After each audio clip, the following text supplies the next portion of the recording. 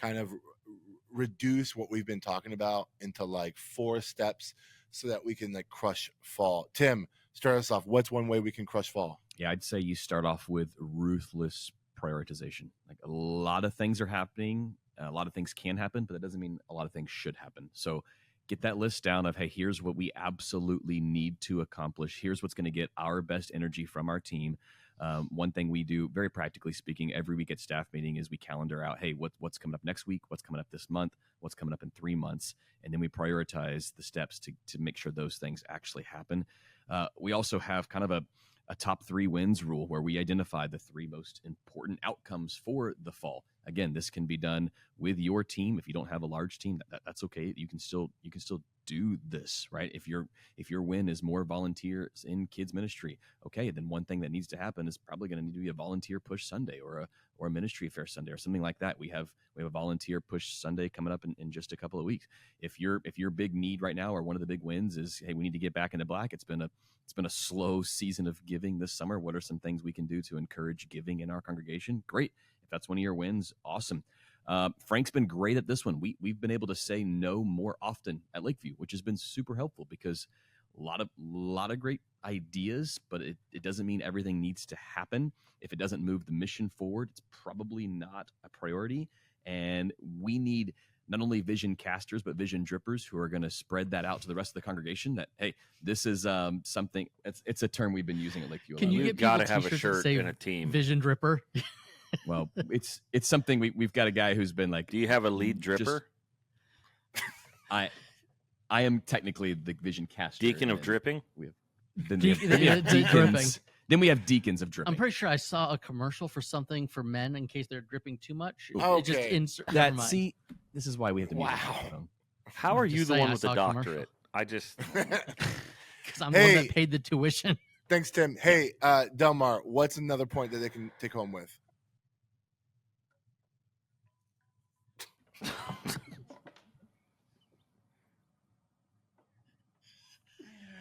Oh, I have missed you guys so much this summer. We are now. Oh man.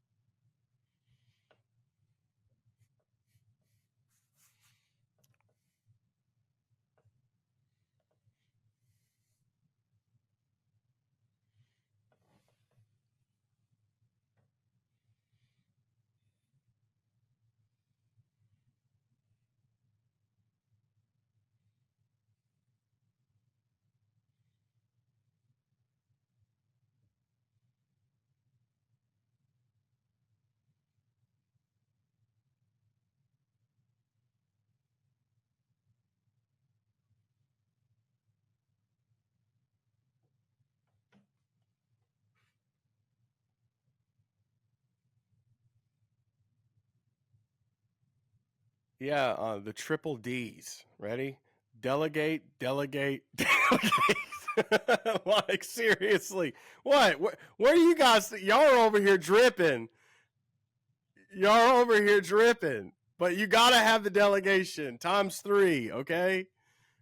All right. But seriously, on a real, here's the hard part. The hardest part with 3D, we'll change it to that, okay, is you got to give away your ownership, not just the tasks. It is so easy to be like, go set up the chairs. It is a lot harder to say, hey, how do you think the chairs should be set up? And as pastors, we like to have, hey, this is how the chairs should set up so they could. It's hard to just give away actual authority as well.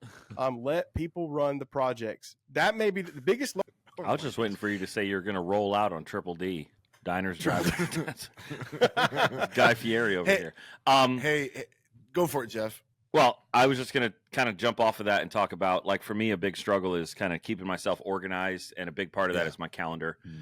So a practice I've been doing lately, and part of it for me is I've learned to give myself the grace to try different productivity methods, because I can kind of get caught up in like, ooh, I got to buy the notebook and I got to get the right pen and I got to, and I get all caught up in like the tools themselves, and I don't actually make myself more productive.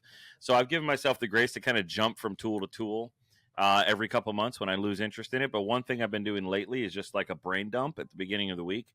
So I just get a sheet of paper, and there are PDFs you can find with like categories, but just get a sheet of paper and just like dump everything that's in your brain. I got to do these tasks. I got to connect with this person. I got to answer these emails. I got to, start on the budget, like whatever those things are, and just dump it all out. So you're not holding it in your brain and feeling overwhelmed. Like I could feel scatterbrained. And even my home responsibilities go on there too. I got to take care of this thing in the backyard for the kids, and I got to, clean the kitchen. And I just like try to dump all that stuff out on a piece of paper at the beginning of the week. And then at the end of the week, by the end of the week, hopefully I have at least crossed out the things that are priorities. And so part of that is just keeping my calendar tight, and blocking days out for certain things. Now, I don't have a lot of meetings, but if you have meetings, maybe blocking them all on the same day or the same morning. And then just like office time is something I try to protect as much as I can. Summertime is hard because the kids are home, and like right now I got one of them texting me that she needs to go to the doctor because she may have jammed a finger, and so like stuff like that's going to happen. But as we get into the fall and school, it's a little bit easier to go.